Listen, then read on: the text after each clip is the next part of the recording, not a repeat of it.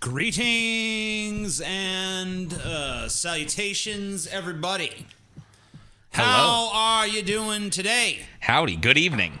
Good evening. Welcome to Deep Fat Fried. Welcome to the fried fat. That's deep. Ah, yeah. I think you're fucking funny, TJ. You think you're funny, Scotty? No, I don't. Okay. Neither do I guess. I think you're both pretty funny, honestly. Before we do anything, shut up, TJ. Shut up, Paul. Quiet. 3,070 patrons. Yeah! Woo! That's 3,070 people we all deeply love. 3,070 intelligent individuals. Oh, Senor Tomat's here. No. No? You were just doing an impression. Yeah, that was just my shitty impression. That's a spot on. It's pretty good, huh? I've been working on it. I didn't think it was shitty. I've been working on my tomat. I think it's pretty close. Can you do it, TJ? Let's see if you can. Not really. It's like I can't do it all. Hola. Hola, Tomotinos. I am what you say. Hungry. Are you hungry for more delicious content? Wow. You know, that's about as close as I can get. That's not bad. I mean, you know, terrible. I'm not the original. It's not as good as Paul's. Paul's pretty close. I'm getting there. I mean, it's not quite as majestic as the actual. Who could possibly be? Right, exactly. Only Senor Tomat. The ever bouncing rhythm of life. But we're always looking for more patrons. Yep, we're recruiting. Crazy thing. Come join the buffet. There's more food than all of us can eat. We need more. More people, more mouths to feed. Oh, yes. Scam more things to come from Patreon. Oh, and people are wondering about the archive. We now have an archive of for those of you guys who have been like, can we see... I want archive. Can I see past episodes if I become a patron? Yes, there is now a patrons site that you can go to. You can view the archive. You can see all of the content that is patrons only. And it'll be majestic. It already is. Yeah. It's beautiful. But it's just going to get more so over time. Another thing we want to talk about is we have our meetup / live show featuring the musical stylings of Marshall Manson. Yeah, buddy. Featuring us, basically. And we're going to do a big stage show, and then afterwards, we're going to come down and hang out with you. There's VIP tickets. The VIPs basically just get to hang out with us for an hour before we do the show. Yeah, they get to come in early, chill in the venue with us, drink, some shots, whatever they want to do. Yeah, and then after that, we're going to take this. Marshall Manson's going to take the stage, then we're going to take the stage, and then when the stage show is done, we're just going to spend the rest of the night from, I don't know, say like 10 p.m. to 2 p.m. or 1:45 a.m. rather. We're going to spend all that time just fucking hanging out with people, hanging out with you guys, taking pictures, drinking drinks, getting sloshed, having conversations, having a good time, hanging out with the fans. Stepping outside to smoke some legal tobacco. Hell yeah, it's going to be... Actually, we're going to smoke marijuana. It's in California. Yeah. It's legal there. Totally legal. It's gonna be we're going to step outside 21st. and smoke some marijuana. July 21st, the Mint in L.A. Further details can be found. Tickets can be bought down below. So don't miss it. They're going fast. Get them while they're hot.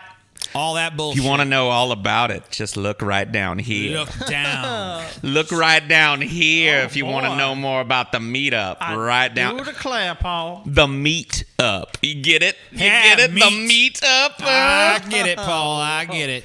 I wish I understood. That's some funny ass motherfucking shit. Oh, Paul. man, I gotta agree. I'm on fire tonight. Holy shit. He's on Paul's fire. bringing his fucking Holy A-game. shit. 3-pointer. I'm batting 1,000 tonight, man. I can't lose. Motherfucking A game being brought tonight to Deep Fat Fried. You know it. We all know it. Well, it's a free episode, so probably a B+. So what dumb, stupid, culturally irrelevant piece of shit are we doing the show on tonight? I forget. My hero, Marilyn Manson. Oh, God. Here we go. Didn't you say you talked to Manson before the show? I did, actually. Yeah. He called me up. He heard we were doing a show on him, and he was like... It's like, finally someone's paying he asked attention me to my irrelevance. He asked me if it was okay if he did a satanic ritual to channel himself through me tonight if he needed to interject. If he needed to interject So somewhere. we may hear from Manson tonight. We may. If we get something wrong, I mean, he might have to step in. What do you think he'll do? TJ, I've got something to say to you. What's that, Manson? Everything you say about me better be true. 'Cause if you make up lies, I'm gonna come rape you. Yeah, rape, motherfucker! All right. Good stuff. Whoa, dude. Good Sorry stuff. about that. I have no control over it. When he comes out, he comes out. He comes out. There's just nothing you can I mean, do. he comes out fucking swinging, dude.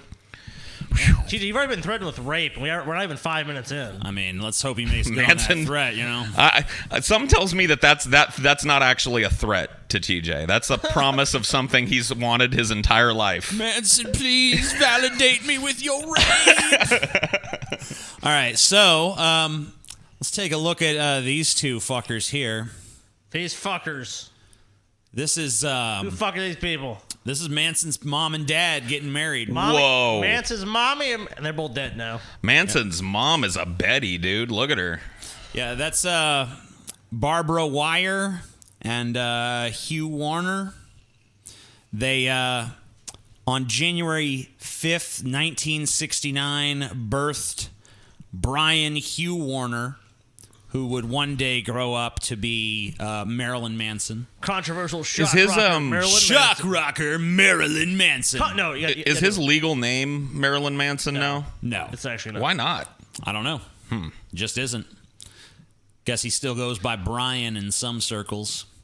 Brian Hugh Warner. This is young Manson with his mom. I think she was a nurse. I was not able to confirm 100% what her career was. He alleged in his autobiography, The Long Hard Road Out of Hell, that she had, that she was like the Munchausen by proxy mom Yeah, he does. that was like always that. trying to convince him He was that sickly. He was he sick. was sickly. Wasn't it like there's like a pet rat or something he mentions in the his biography too, Maybe. where she was like nursing it and stuff, and I'm not sure exactly, but Yeah, I don't remember that. You got to take what he wrote in his autobiography, though, with a grain of salt. of course. Because there was a story in that book about he claimed he found a aborted fetus in a coffee tin in the woods, brought it back to his mom, and she's like, "Oh, it's just some spoiled meat." And later she told him actually it was an aborted fetus. It was a fetus. But the thing about that story is that there's actually a movie, and I couldn't figure out what it was. I searched a million times, couldn't find it. There's actually a movie where that exact scene happens. And there's a line in that movie that actually made its way into a Manson song. So he's clearly seen that movie and probably stole that scene from the movie and just said, "Yep, that happened to me now." So it's another case of like him kind of mythologizing his past. Right. So you got to take the events of his book with a huge grain of Paul because you just can't tell. Yeah. I think this picture's really cute. Here's Manson and his mom when she was a little older. Wow. I don't even know what to say about this. I mean, like, you can kind of see you can see a a little similarity bit of there. Manson. Yeah. And not just in terms of like appearance, yeah, like the nose, dude. Like, but I mean, like, very just similar like facial shapes. it's almost like he has like a weird inversion of her exact fashion sense. Yeah. He looks way more like his dad. Oh yeah, I mean, he, as far as his face goes, he looks way more like his father. I mean, you just can go still- back, You can still see the familial resemblance. look you at can this see picture. I mean, But you yeah, see, he definitely takes more. you after see a his crazy dad. resemblance there. No, he definitely takes after his dad. There's actually some Vietnam photos of his dad, like this one, where it practically looks like Manson's just in Vietnam, you know? Here, let me get that a little bigger. Whoa, dude. I didn't know Manson was in Nam. Yeah, man. Well, actually, because his dad was over there in Vietnam, he was actually one of the dudes that was dropping Agent Orange on, the native population. Cool. cool. And a lot of the guys who did that, they had to go in for like medical tests and stuff, especially for their kids, to make sure that they didn't have birth defects. And it was Manson was told as a kid that he had this sort of heart murmur, this heart defect. Yeah. That was probably due to Agent Orange, but I guess he found out later in life that he probably didn't. So that might have just been another one of his mom's, you're sick. That Agent Orange shit, too, man. Yeah, that fucked kids up. They could get cortical blindness, microcephaly. He went to some support group, he says in the book, and most of their kids actually did have, like, severe birth defects and actually shit that was really affecting them because his dad was the one dropping the shit, so his exposure was a lot less. And, I mean, like I said, he was pretty much born without even... But there were still U.S. Soldiers who were involved in those operations who did have kids with birth defects and stuff. Indeed. Which Agent Orange itself is a whole fucking... That could be a fucking episode. I mean, we could do an episode on Agent Orange. Just think about all of the fucked up birth defects that happened in Vietnam where the shit was actually deployed against the populace. Dude. Yeah, to this day. Yep. They're feeling that. And yes, Agent Orange is also a strain of weed, chat. It is, yeah. It certainly is. Very potent strain. Marilyn Manson still has that rifle of his father's seen in this picture, by the way. Does he really? Yeah. It's pretty cool. He's actually posed with it as well. I didn't get a picture, but he does have it.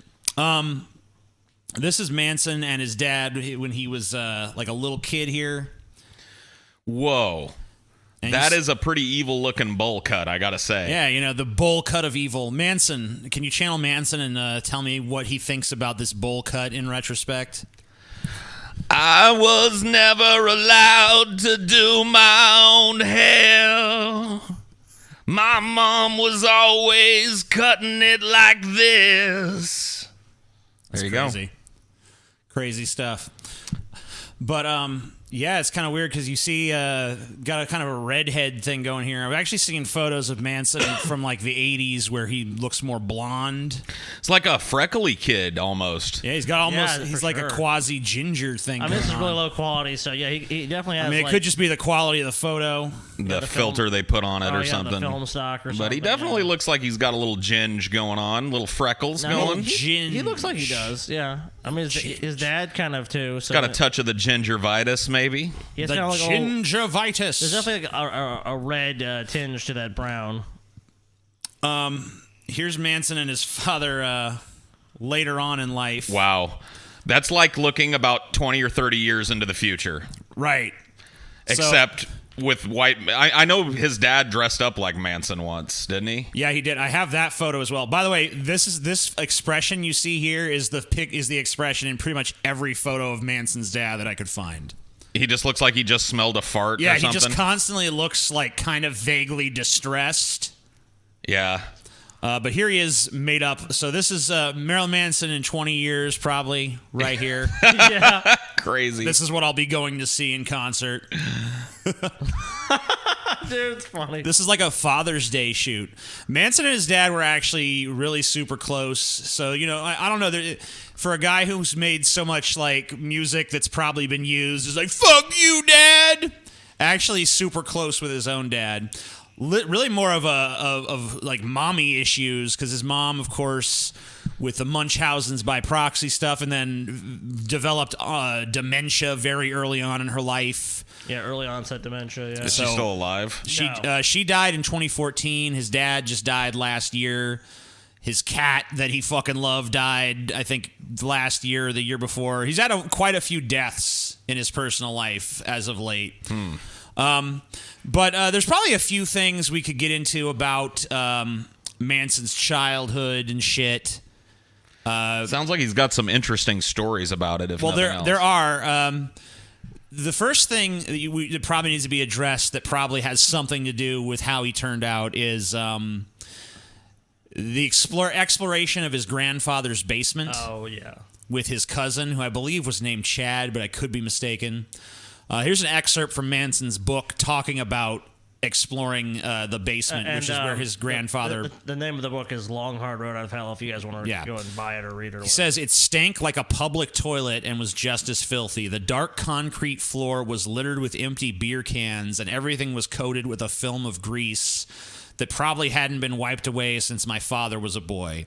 Accessible only by rickety wooden stairs fixed to a rough stone wall, the cellar was off limits to everybody except my grandfather. This was his world.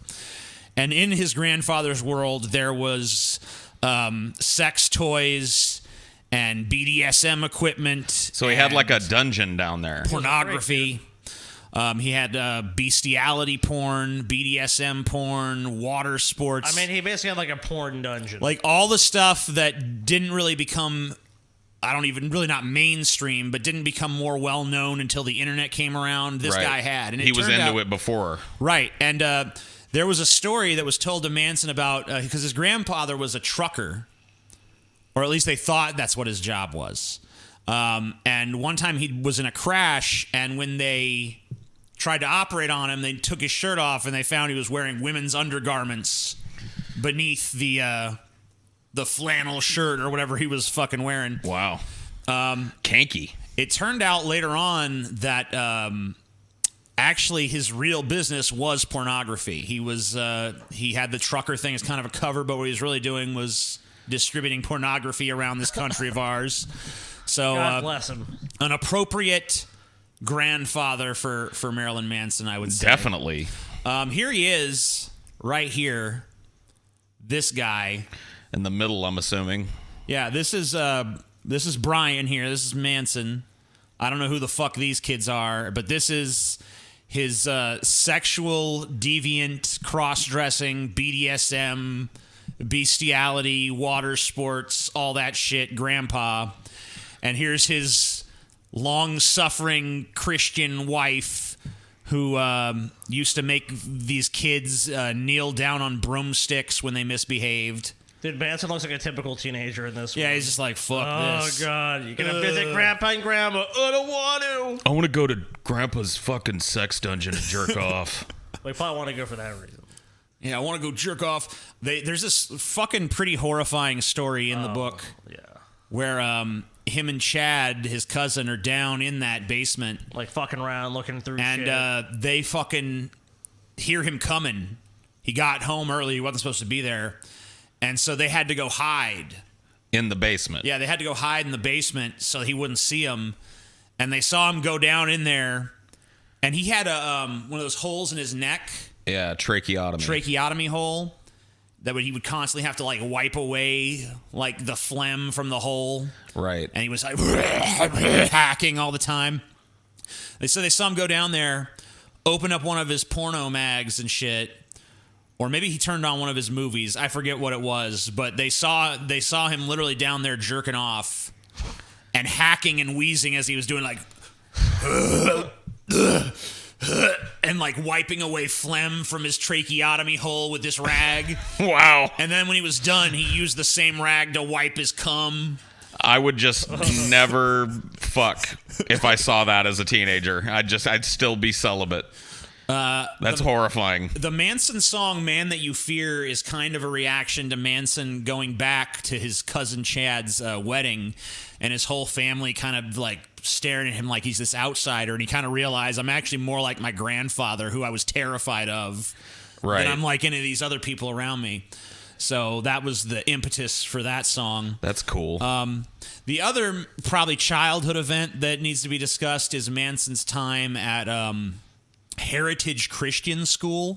Good Christian school. He writes about it. They got like this little interview excerpt.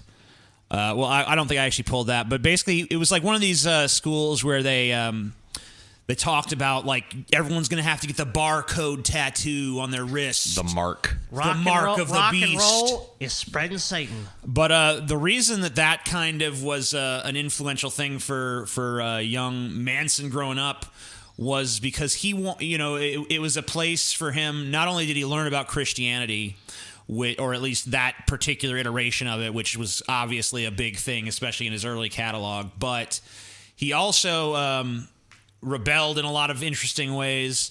I tried like hell to find. He used to draw like this almost like Mad Magazine style like comic that he would just like make photocopies of and distribute, and it had all these like dirty jokes and stuff in it that the little Christian kids weren't supposed to get. Yeah. It was also important because all of the albums that his teachers told him, this is evil, this is satanic, don't listen to this. That was like almost like his way of like getting album recommendations. Like, oh, cool, I got to get that one. Right. And makes sense too why so much of that Antichrist mythology is woven into his music and stuff. He's in a way probably still rebelling against that mindset. Well, I mean, he said that at this school they really fucking pounded it home that like the Antichrist is imminent.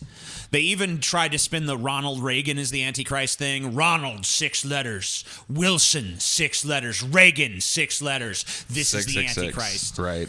So they were really trying to pump these kids' brains full of fear of the Antichrist. To the Bible. And let them know that, holy shit, it's coming. It's going to be here soon. So, I mean, like, young Brian was, tormented by nightmares of the Antichrist.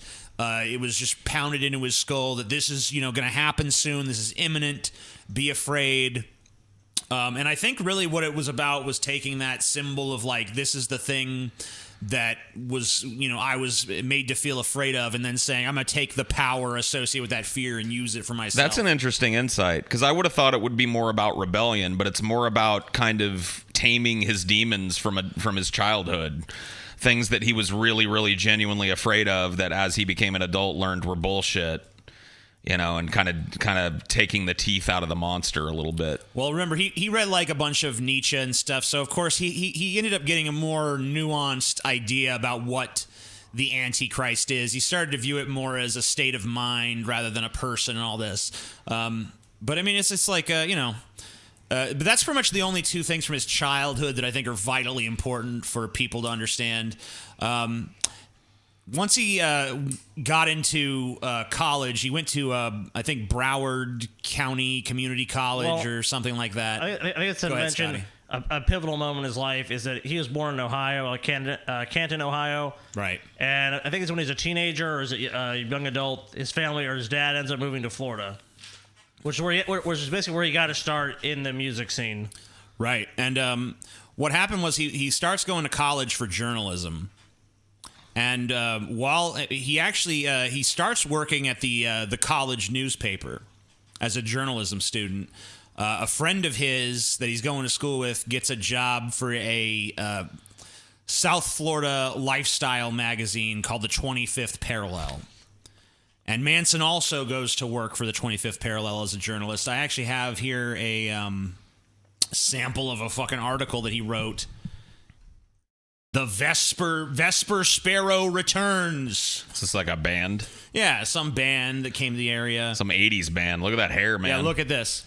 And it's the article is just your typical whatever, hey, there's a band, it was fun, I saw the show, it was good kind of thing. Right. And you see here Brian Warner, staff writer, and there's a whole bunch of articles he wrote like this. He wrote a lot of he did a lot of their music journalism. He also did kind of like an oddities feature where he'd talk to people. He talked to like dominatrixes about their lifestyle and stuff like that.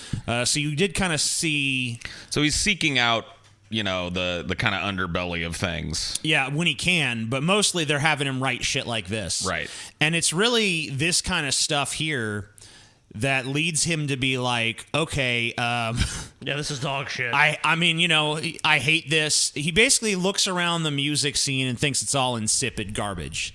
Now, he's interviewing musicians, and he's like frequently finding that he has this feeling where he's like, man, I wish I was the one being fucking interviewed, because I have better answers to these questions than these fucking bozos do. So it was kind of like he felt so discontent with the people he was seeing, and plus he was making connections with musicians and stuff because he's interviewing them. He's a music journalist. People want to get on his good side. So he decided, and he's doing open mic poetry at that time too. So he's like literally going and doing like poetry readings that no one's going to, and if they are, they're just at this point he has no musical background at all, right? None at all. Oh, he actually, that's not true. He played the triangle in the high school band. Okay, so he's a triangleist. Ding, Right. That's about it. So no musical talent at all at that point. Right. So he decides, I want to be the one getting interviewed. I know all these musicians. I'm already writing basically lyrics in the form of poetry. He starts craving that fame, you know what I mean? So he starts to catch the fame bug a little. Plus, he probably wants to be like those fucking, rock stars and stuff that he emulated when he was stuck at Heritage Christian School. Right. Yeah, wasn't his, like, the bands he really loved, wasn't it Kiss and Bowie and... Who were the other big influences? Really into Kiss, really into Bowie at that time. At that time, yeah. I think he has a lifelong devotion to David Bowie. Oh, that's unquestionable. But at the time, very into Kiss. I don't know if he'd yet discovered stuff like Bauhaus and Ministry and stuff. I know he was in a lot of like metal, like Judas Priest and shit.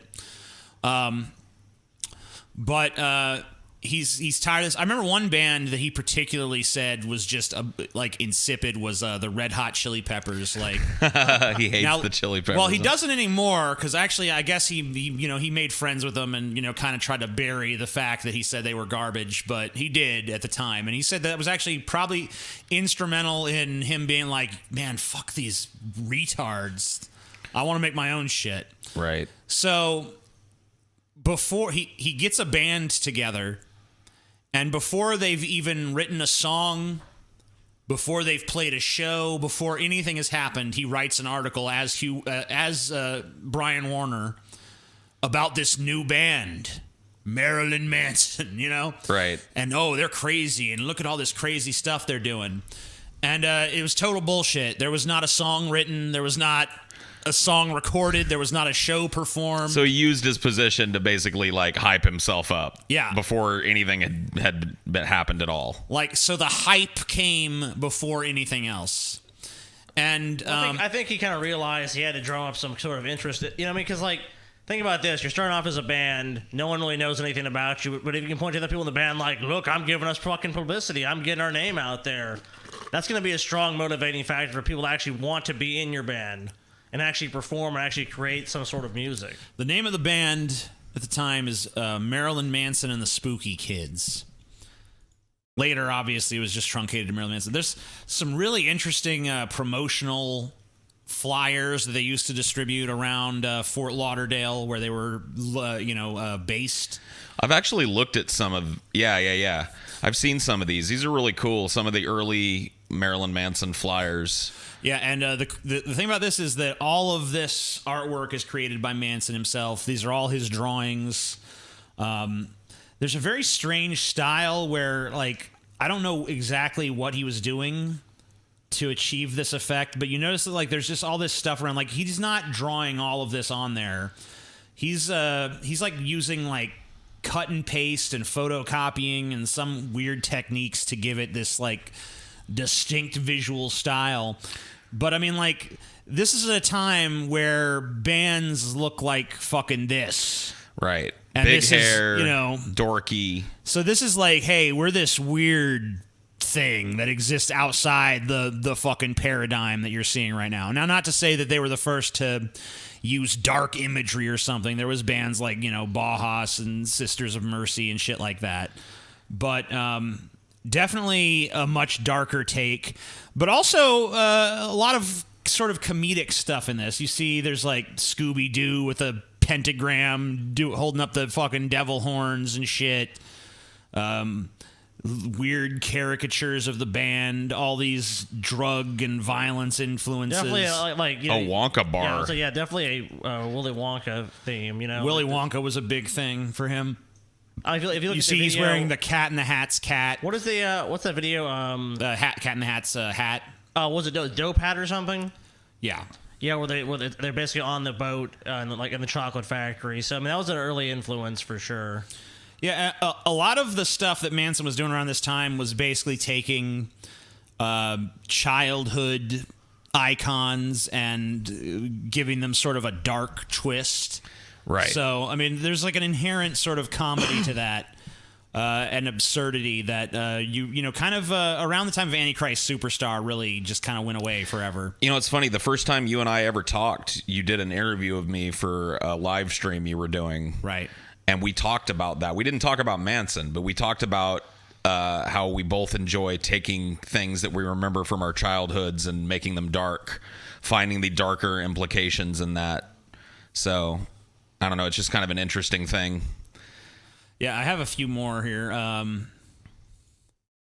This is an interesting one. Two-headed fetus. Now, I don't know if he actually drew this out or if this was something he found in a medical book or something, but all these flyers were created by him. Now, this is when he's already signed to Nothing Interscope, but this is still kind of using that traditional style. They got 333 on both sides of the poster to add up to 666. Here's the Grinch with Charles Manson.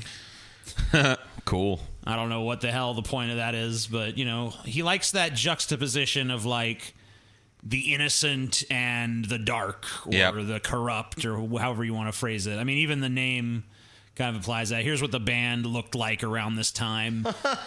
Right. You're right. Definitely a bunch of dorks, dude. Marilyn Monroe, kind of the quintessential blonde movie starlet, and Charles Manson.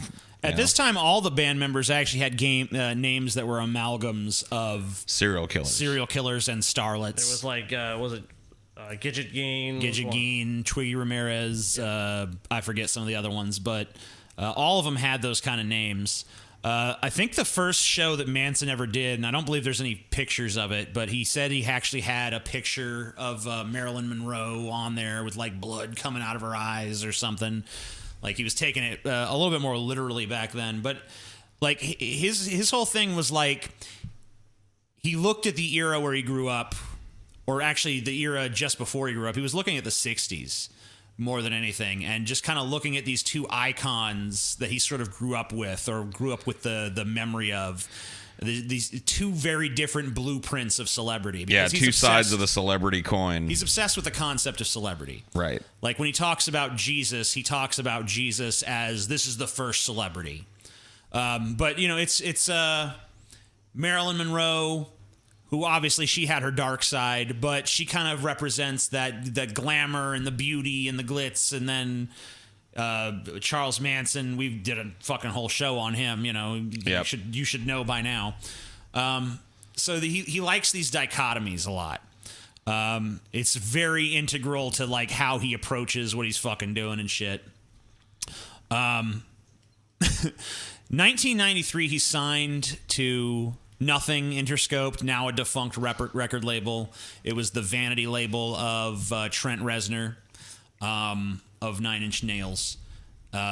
Pretty much every other band signed to it went nowhere. It was really just Trent and Manson that were really the only ones selling anything off of that label. And they've had a ongoing kind of little feud for years. Yeah, they don't like each other anymore. They haven't liked each other for probably about 20 years now. So I thought they squashed that. They did for a brief time, but then they unsquashed it. Oh, okay. So. Yeah. Good to know. Which is interesting because like Reznor really gave Manson a start. I mean, what was at the core of the feud between them? It's actually some of the stuff that Manson said in his book, Long Hard Road Out of Hell. Trent Reznor feels he was portrayed badly in the book in some lights because, Manson... Well, like, what does he say about him? Well, Manson accuses him of trying to steal Twiggy because Manson felt like Twiggy was acting more like a member of Nine Inch Nails during the recording of Antichrist Superstar. Yep. Later, Twiggy actually did become a member of Nine Inch Nails. That's true. I don't know. I think also Manson was kind of resentful because his time in New Orleans was not the greatest time. I know we're going to get into that more, but there was also, I think that Reznor was a lot harder on him because Reznor comes from more of a music background, and I think as a producer he was a lot more serious about that element of it, and they were kind of just partying. And what happens to a lot of bands, like most good bands need a really good producer to be successful because bands need to be driven, they need direction, they need someone to actually say, hey, what you guys are doing actually sucks, or this isn't working, or this does work, you need to focus on this. I mean, have they talked publicly outside of just the generalities that you've given about what is the beef between? Not really. See, that's one of those things. So, like, a lot of, it's kind of hard between to know bands exactly. and entertainment people and stuff. Oftentimes, you're left to fucking speculate about the dirt that may have gone on behind the scenes. Yeah. So who knows what these guys were going at each other about? Could have been a woman. Could have been a fucking. Here's a very early Manson show with Manson wearing what I think is a very ill-conceived outfit. Maybe it worked. I don't think it probably maybe did. it worked in the time period. Yeah. So prepare to laugh. He's dressed as the fucking Cat in the Hat there. I don't know. Like I said, maybe in the context of the time and place, but now it's kind of like whatever. This is a more typical live here. You see a young Twiggy, young Manson. Manson's wearing some shiny pants, so the 80s are still a little bit in effect. Well, Yeah. Oh yeah. That shirt on Twiggy lets me know that. Well, this is when they're upstarts, dude. I mean, they don't have any money to put into these shows. I mean, it's not like this is a very profitable career at this point for them. So he signed to nothing. What was his first album? Actually, I think I have his discography here. Let me see. Wrong. Here we go. So let's talk. We can talk a little bit about the discography here.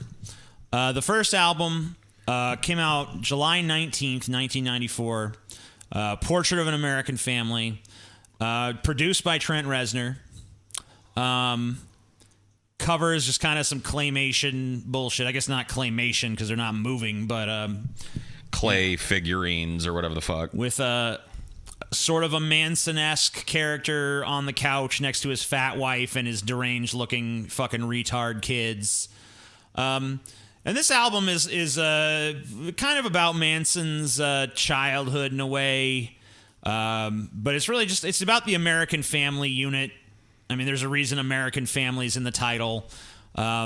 It's really about his criticisms of the social dynamics of America, but it still has that sort of sense of humor we saw in like the Manson promotional flyers. There's a lot of references to Scooby-Doo and Willy Wonka and all these things that Manson revered from his childhood. There's kind of like a childlike wonder with Manson. I mean, a big thing in his The Long Hard Road of Hell, his autobiography, was also like his we talked about earlier, his cousin Chad.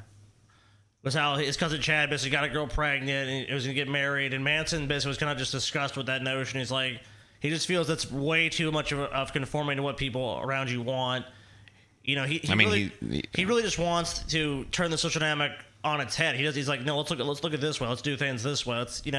He's not the kind of guy that really wants to fit into conventions, and he really makes it a part of who he is. He's actually a very sensible guy. He has his reputation as being, always shocking, but it's just he wants people to think.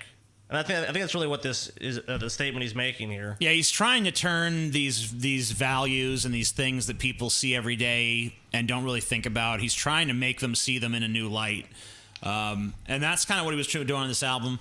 As far as my affinity for this album goes, I think that it's kind of rough in comparison to some of the stuff the band would do later on. But it's kind of interesting as like, it almost comes across as like a demo sort of thing at this point.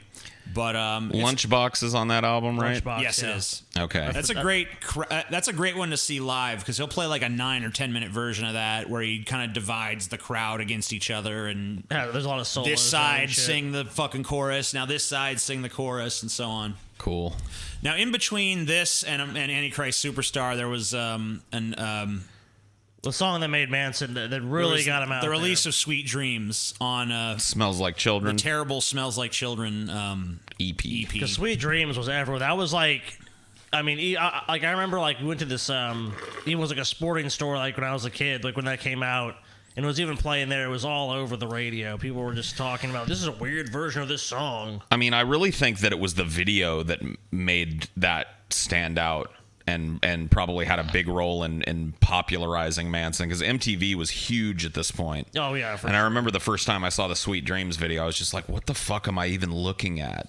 Yeah, it's really like before that, Manson had an interesting, unique visual style, but that was really when he cemented something that was just kind of totally stood apart from what other people were doing visually. Well, I mean, it looks like it was kind of goofy at the start. I mean, we saw him dressed up like the Cat in the Hat. He's got the kind of, Yeah, but as the 90s wore on, more and more of that got stripped away into something that was much more just about the darker elements of it. It became less about, let me show you the darker elements of these innocent childhood things, and more about, let me just show you the fucking darkness of my being.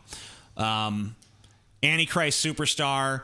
There's notebooks of Manson's from his high school days where he has Antichrist Superstar written. So definitely something that was meaningful to him. This was something outside that of just he the name conceived of the album. I don't know if he conceived of it as an album or a show or what he conceived of it as, but this is something that was on his mind for a long time. I mean, it's obviously a play on the musical Jesus Christ Christ. Superstar, right? Yeah. Of course. It's like, I don't remember I think it's like, all you people, here you are, Jesus Yeah. Christ Superstar. And this was a very difficult There's album. a line on the song 1996 where he's like, anti-people, now you've gone too far, here's your Antichrist Superstar. And based on reading, like yet again, Long Hot Road of Hell, making this album was not easy. Oh, this fucking album, if you really, I mean, like, the extent to which, I mean, this album almost broke up the band. Well, also, you have to think about it. I mean, look, if you listen to Portrait of an American Family, it's a decent album, but this one is way more polished. This one is a professional album. And I mean, these guys at this point were not at that level yet. So they really had to bring themselves to that level. And like you said, it almost broke up the band entirely. And Manson's gone through several iterations since then. But this was really a difficult album because they did not have that wherewithal in them yet to really know what it was like to make a professional album. This was, it frayed the relationship between Manson and Twiggy Ramirez, his collaborator. There was already departures from the band by the time this was getting recorded. There was just an insane amount of drugs and debauchery, and Manson felt like no one around him had any faith in the album. The album went way over fucking schedule. Songs that he wrote weren't coming together well. New people had to be brought in to try to make shit work. So really, like, throughout the process of making the album, it just felt like it was turning out to be a fucking disaster. But it actually ended up being the album that probably cemented Manson in the mainstream more even than Sweet Dreams. We see a number 3. Number 3 in the U.S., only got to 73 in the U.K., but whatever. It was a huge hit, critically, commercially, across the board. Really cemented him as a household name, I mean, even didn't it sell beyond. like 10 million or something. It sold a crazy amount. I mean, he's never even come close to it since. No, I'm a little older than you guys. I was 16 when this came out, so I remember I was in high school at the time, and it was really a divisive album. It there were the people that liked it all dressed gothy, and everybody else thought it was the gayest shit ever. They hated it. I hated it. All my friends hated it. I famously wrote a song about Marilyn Manson. Oh, I should have pulled that. I mean, we could find it real quick. Yeah, what was it called? If you go to find it, search for Mocrux 27 on SoundCloud. That's Mocrux 27. Let's see. Yeah, I found it. Yep. And then you're looking for Marilyn Manson blah 123. You might have to scroll down through the albums to find it. It'll be probably towards the lower half because it's an older song. But yeah, we wrote a song about Marilyn Manson. We all hated him. We all thought he was just, gay and lame and an attention seeker and gay. Let me know when you're ready to play that because I do. Oh, yeah. Go ahead, man. Crank it. This is from Paul's old band, Apple Nasty. By the way, these are the dudes calling it gay here. Just for the record. In case you're wondering, yeah. Just for context. For people just listening, it's 3 dorks. One of which is young Paul.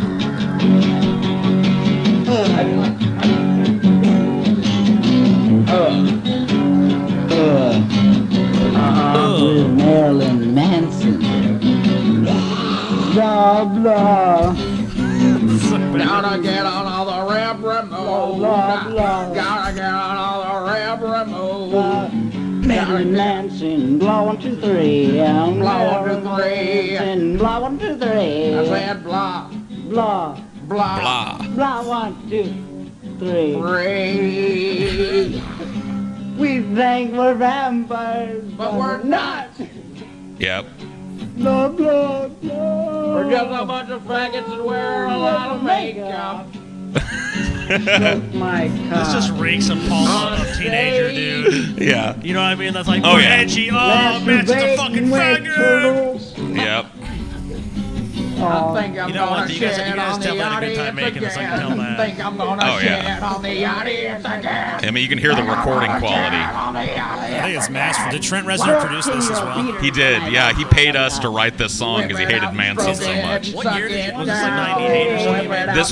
This would have been 96. 96? I was 16 when I wrote this, so this would be the year Antichrist Superstar came out. You can hear my Manson impression is already taking form there. It's a little better now. Yeah, I've worked on it since then. Marilyn Manson, blah blah blah, 1, 2, 3. But yeah, I didn't get into I didn't like Manson until after Mechanical Animals, and I even hated Mechanical Animals when it came out. So I was in my early 20s probably before I really started to appreciate Manson. Oops. So yeah, this is a big album. Mechanical Animals, total departure. Number 1, dude. Number 1 in the U.S., number 8 in the U.K. Big album. A huge shift, though. Didn't sell quite as much as Antichrist Superstar overall, but very popular and a lot of big hits on the album. Dope show. A total departure in terms of how he was presenting himself. Yeah, too. aesthetic. Aesthetics, The music. totally different. Music, totally different. More of like a glam Fuzzed rock. out 70s glam kind of sound to it. I mean, this is when you first see Manson's huge Bowie influence coming out, because this is like a total glam rock kind of like. I kind of view this as Manson's just kind of homage and love letter to basically the Bowie shit that he grew up loving so much. I think part of it was just the same way that when we started doing Deep Fat Fried, we wanted to do things that were drastically different to kind of not be pigeonholed into one thing. I think that there was kind of maybe a similar thought process on his part. Like, I just was big with this industrial rock, goth rock album. I remember I want this. to do something that's totally contrary to that to show people, well, there's more to me than just fucking making that same album over and over again. This kind of feminine heavy androgynous look that he had was really, really controversial at the time too. Yeah, when he did the VMAs that year, they actually wouldn't shoot him from the waist down for the most part because they were kind of scared of what would happen. So a little too hot for MTV at the time. He was wearing an outfit with fake breasts and androgynous crotch, and his ass was hanging out. I mean, also too, it's an album very critical of fame, because this is actually after Manson's really had his first taste of being famous, and people go, "Oh, I love you, you're great." So it's kind of a commentary on that. Oh, the trappings of fame. Definitely.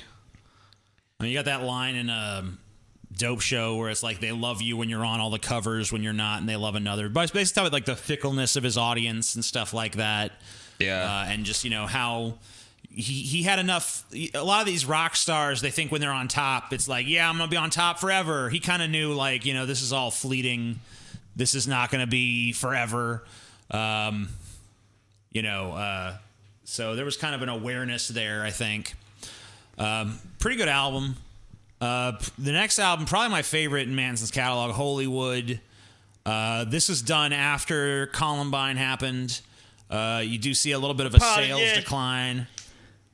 Someone in the chat before we started this was like, TJ gonna fucking bitch the whole time about how Manson shouldn't have been blamed for Columbine. Well, it's like, well, you think he should have? I don't know. Yeah, is he to blame for Columbine? Yeah, is he to blame? Did he buy them the fucking guns and give them a fucking schematic of the school? This was the album Hollywood that actually got me into Manson. I was living in Arizona at the time. I was bored. I wanted some music. I went to a Walmart and walked through their music section and saw this. I really liked the imagery, the kind of zombie Jesus shit going on, and I was like, all right, well, we'll give Marilyn Manson a try. I paid $14 or whatever, and I took it home, and I didn't stop listening to it for months. It's a brilliant fucking album. Easily my favorite Manson album on the list today, and so many great songs on this caused album. me to go back through his catalog and develop an appreciation for his music. So I think easily his best album. Now, I don't want to get too much into the discography because I do have a few more things to go through, but Golden Age of Grotesque. A return to number one. Opened at number 1 in the U.S., number 4 in the U.K. Not really a great album. Definitely like this is another like More of a... I mean, especially when you consider that up till this point, Manson's released an album every 2 years. 94, 96, 98, 2000. This one was 2003, so it'd been a little bit longer of a wait. And... what was delivered was kind of disappointing, underwhelming. It was disappointing, especially just like because it wasn't after doing so many albums that were such heavy concept albums. This was really more about the Dadaist approach of like this is just going to be raw entertainment. I'm not going to get into some deep philosophical shit. Really, it's just going to be about entertainment. And well, at the time, the interviews I read with Manson, it was about like he had this kind of very grand vision for where this is going to go. It's like I'm gonna kind of reunite this movement. I mean, obviously he didn't. Definitely another thing, he kind of became obsessed with Berlin and that Germany thing, that kind of 1930s esque. The degenerate art of Weimar Germany. And just prior to the Nazi takeover. Another example of him kind of doing the David Bowie thing is David Bowie famously did 3 albums in Berlin. It's called the Berlin Trilogy. So another thing. I really noticed the parallels with him when I actually went to the David Bowie Museum. So Manson has kind of modeled himself in a lot of ways after him. But this album especially. But then the next album is 4 years apart. Eat Me, Drink Me, and this is totally fucking different. This is really Manson's first, I think, really. I guess we'll go all the way back to Portrait of America. I mean, even the cover just looks like it doesn't look like an album cover. No, it just looks like some random photo. I mean, there's some blood on the window. I mean, whatever. I get the concept, but it doesn't really even. It just doesn't even look like a fucking album cover to me. It looks like a page out of a magazine from a photo shoot or something. Well, if you look at his previous album covers, I mean, we kind of come to expect a certain there's aesthetic from him. A lot of, this is obviously kind of different, but whatever. Antichrist Superstar, you got the dark sort of decaying colors and the insect wings coming out of his back. Well, you the androgyny here, the Christ figure here, this sort of like face floating in the darkness, and then just him kind of standing around. Well, I think this is him a lot more stripped down. This is more of a simplistic album. This is an album I've really not gone back too many times, to be honest with you. But it's just a very personal album. Like this is, I think if anything, this is more of a cathartic album for him. Yeah, and he was very depressed at the time. He put it out. Not really sure where to go with his career. Not really sure where to go with his art. Not really sure where to go with his personal life. He'd been through a lot of stuff. I think his divorce was happening around this time. So a lot of problems in his life and his career going on. And, it could have fucking channeled into a great album, but it kind of just fizzles into a mediocre one. High End of Low, a lot of people feel kind of similarly about this and that. I kind of like the High End of Low. Once again, I feel like the cover looks a little cheap. He's just kind of holding some glow sticks over his head like a halo. He's grown his eyebrows back, so that's something. This High End of Low, the font he's using there is actually sort of derived from an Akira Kurosawa movie called High and Low or something like that. Used a similar font scheme. It's kind of just the same sort of thing we saw on the last one, though, where he's just going with a more like personal sort of style. And then Born Villain.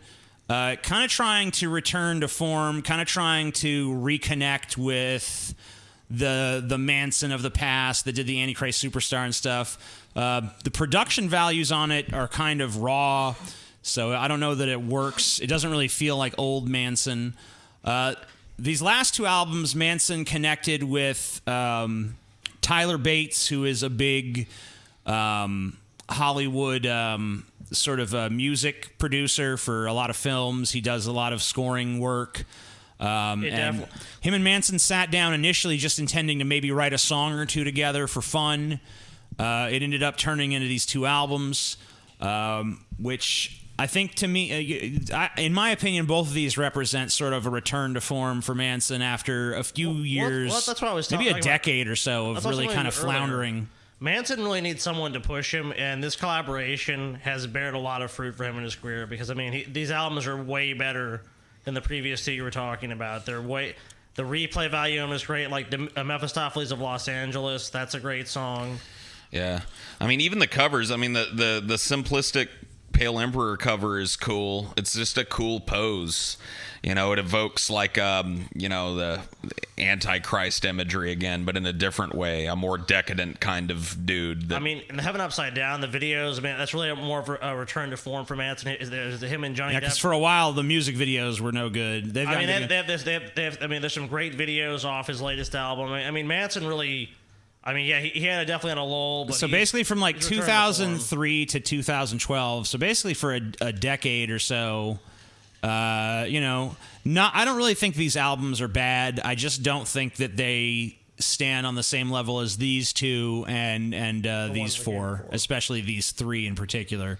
Antichrist Superstar, Mechanical Animals, and Hollywood in the Valley of the Shadow of Death. I will say that Say-10 would have been a better album. I mean, you've got a lot of, you're a huge Manson fan. I'm nowhere near the fan that you are. I would say that Golden Age of Grotesque and Eat Me, Drink Me are bad albums in the context of Manson. You know what I mean? Yeah, I mean, those are probably the albums I've listened to the least. I definitely agree. I mean, I don't think they're bad because I mean, I'd probably listen to Manson sing the fucking phone book or something, Right. I've heard you listen to anything off Golden Age of Grotesque in 10 years, TJ. I mean, I've definitely listened to some stuff. I mean, maybe, but it's very rare. But yeah, not my favorite. I mean, especially someone because you're a huge fucking Manson fan. Like, but I wanted to constantly go to like the Manson wiki and what is Manson doing. I wanted to talk about Manson's relationship to religion, especially since that was such an important part of his early career. So I wanted to show you this appearance from the 1997 VMAs. And keep in mind as you watch this, I'm not going to play the song, but I want to play just the intro to it. Keep in mind as you watch this that this is not...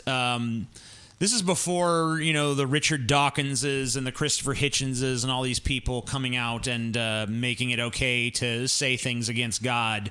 This is really when you didn't hear anyone in the mainstream criticizing the notion of God or the, status of America as a Christian nation. Right.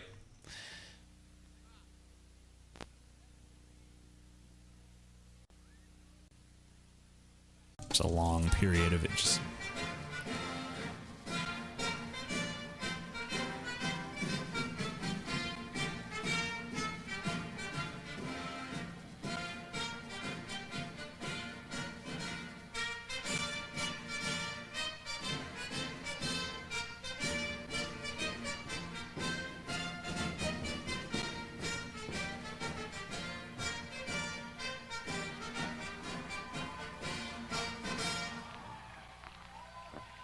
My fellow Americans, we will no longer be oppressed by the fascism of Christianity.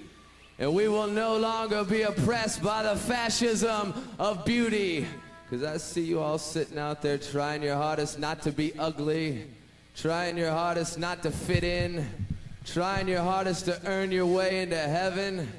But let me ask you, do you want to be in a place that's filled with a bunch of assholes?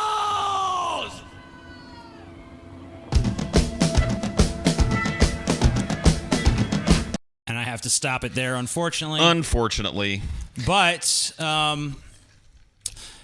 remember this being real fucking mind-blowing at the time. Just like this. Nobody was talking like that at the time. I mean, like, you saw the crowd. They're just kind of like... They didn't know what to do with it. Oh, what? Okay. I heard somebody out there that was into it when he was like, do you want to be in a place with a bunch of assholes? Somebody was like, no! Not me! Fuck them!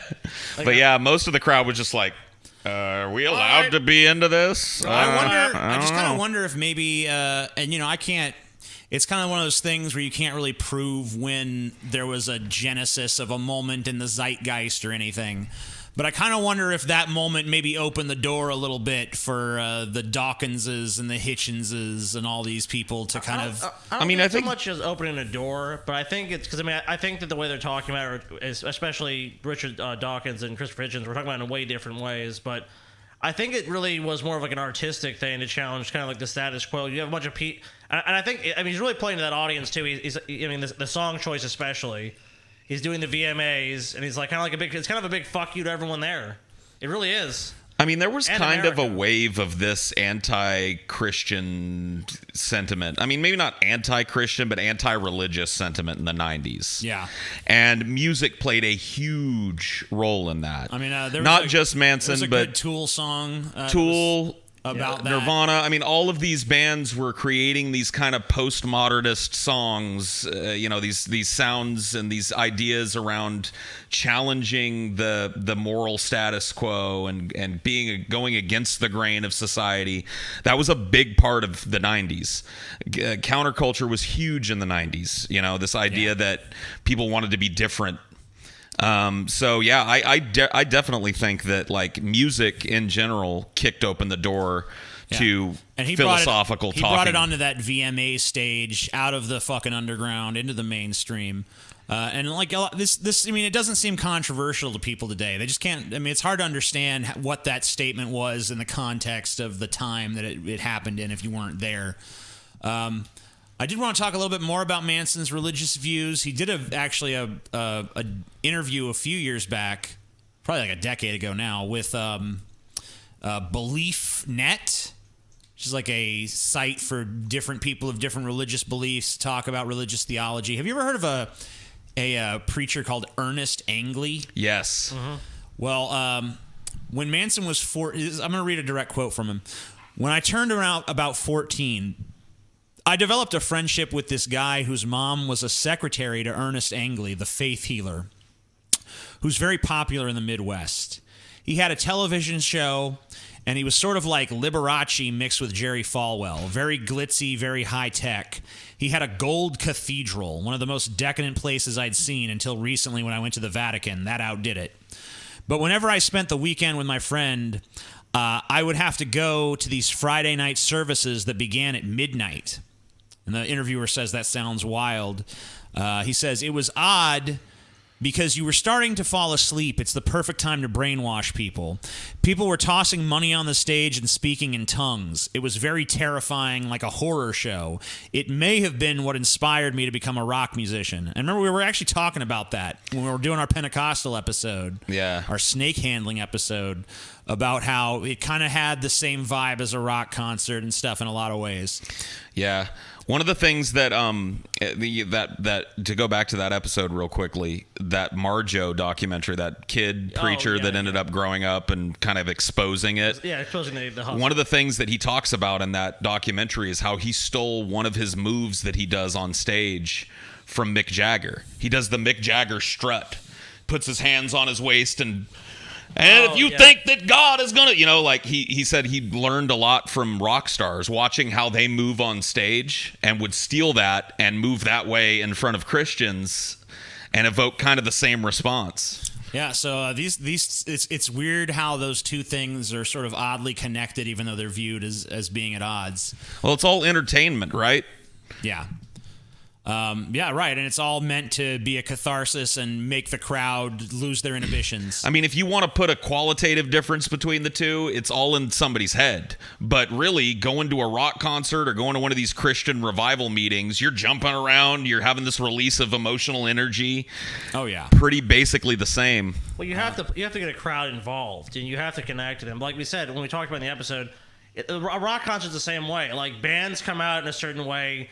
They know that they have to hit things just right. They have to build anticipation. That's why a band just doesn't like say, okay, now this band's coming out. I mean, yeah, because a lot of times, unless they have very elaborate setups, they could be out there in 5 or 10 minutes playing a song. That's not what it's about. It's about the experience. They Yeah, I want mean, people like, to go and say, wow, this was something that really. There's some captured my bands that really did do that imagination. stripped down, like Nirvana or something. They just came sure. out and they looked like they just got out of bed. And they're like, we're gonna rock, and they did. But a big thing about Nirvana was they just didn't give was like and part of that culture was you don't give a shit about that. You just come out and play the music. Right. The music spoke for itself, you know, and the performance was still hyped up. I mean, if you watch Nirvana, they and Kurt did dress weird too. Wore hospital gowns and dresses. There was a theatrical side of Nirvana, but and they would smash their fucking wasn't- instruments often. It wasn't put front and center. Manson kind of, in a lot of ways, the stuff that Nirvana did to strip that away from rock music, Manson tried to put a lot of that back in, but in a very different way. It was different reactions. In a lot of ways, the Nirvana sound, that whole movement, grunge, was a response to glam rock. It was a response to all this Kiss and all the, you Very know, polished Bowie, hair, polished, big hair, big There was hair. like a very conscious decision, I think, on Manson's part. Like, no, I'm going to be the torchbearer for that. Have you ever been to a Manson concert? I mean, the way he approached it, and you can tell this, is that every song, he has a set piece. He has something in mind. There's an outfit change. There's something that's going to change in that song visually or stylistically. There's always going to be some big shift. I do want to get back on religion for a second. Sure. They also asked him in that same interview, what are your spiritual beliefs now? And I really like his answer to this question. He says, a lot of people like to pass me off as a devil worshiper. I think that could only be true if I consider myself to be the devil, because I tend to be narcissistic and believe in my own strength and my own identity. I find God to be what exists in what you create. I make music. I think that's coming in touch with God when I write a story, when I come up with a phrase or paint a picture, because that's about creating. Art gives people a reason to be alive. It gives people something to believe in. I think art is the only thing that's spiritual in the world, and I refuse to be forced to believe in other people's interpretations of God. I don't think anybody should be. There's no one person that can own the copyright to what God means. Kind of a new age outlook on God. It's actually, to me, it's more of a Nietzschean outlook on God, because when Nietzsche said God is dead, what Nietzsche suggested is like, okay, God's dead. How are we going to fill this hole in the culture? Nietzsche's answer was art, culture. And I think that Manson is basically taking a page out of that book, because one thing we didn't mention about Antichrist Superstar when we were talking about is it's heavily inspired by the writings of Nietzsche. And I think this is just that sort of Nietzschean thing coming out. But I could definitely see maybe sort of a new age thing in it, but I don't think he believes that there's a literal God in the art. I think he's just talking about the he's talking about that, the way that it, you know, that's the same way that the creature is able. That's his religion. I don't know. I mean, if you read the quote again, and I'm not trying to impugn what you're saying, but it sounds like he could have worded it differently if he wanted to give that impression. Oh yeah. Like if he wanted to give the impression that he didn't believe in a God, he could have outright said it. He didn't. He said, "I think God is in the creation." Well, he fucking, it's like how he was talking about the devil earlier as being intrinsically part of himself and part of his own ego, and he even talks about sin as being the things that are described in the Bible as sin are really the things that make us human beings. The 7 deadly sins, they're all part of what it means to be a human being, to be gluttonous and envious and hateful. I think Manson likes the idea of these things more than he actually thinks of them as so I don't know if concrete things. It's kind of hard. I mean, like he does say in the song Disposable Teens, I never really hated the one true God. It was the God of the people I hated. So right. It's kind of hard to know exactly what he thinks of that.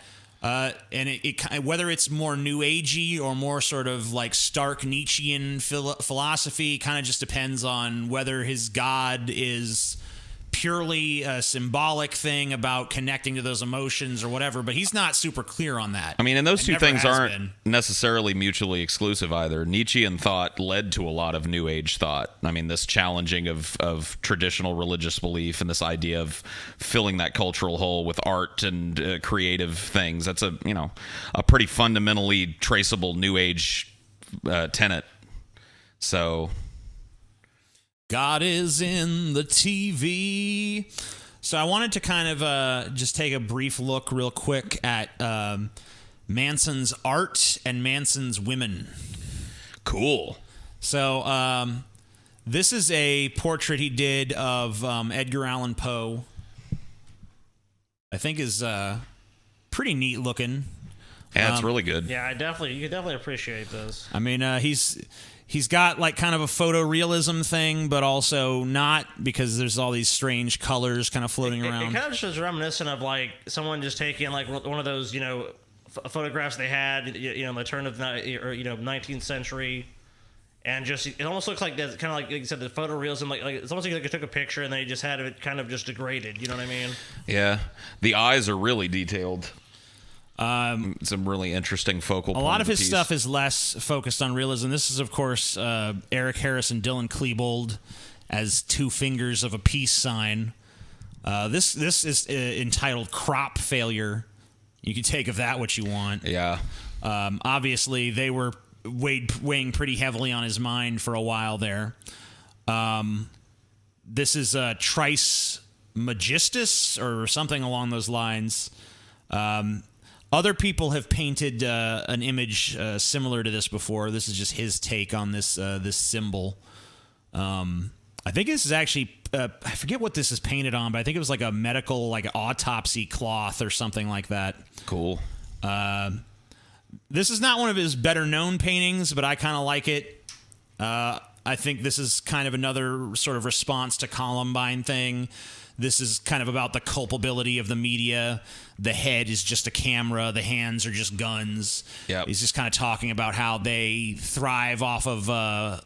I actually remember one time, TJ's like, I want to buy one of these Manson paintings or prints or something. It's like, oh, it's only like $20,000. And of course, then you're like, well, can't afford it, but it's a nice thought. They have some that are much cheaper than that. This is, I don't know. It was just another one that was like a personal favorite. I don't know what it's called. This one's kind of Dali-esque. Dali liked using insects a lot. Yeah, I think there's like a Fibonacci sequence hidden in this somewhere too. There's some kind of golden ratio shit going on in here.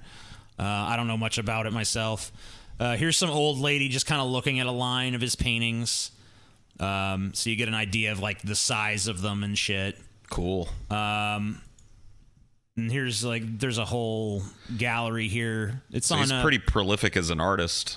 I didn't know that. It's like about just him. kind of like his hobby. He's got this like Gray series and all this stuff. And what was really weird to me when I first found out about him as a painter was that I was just surprised that he likes to work so much in the medium of watercolor.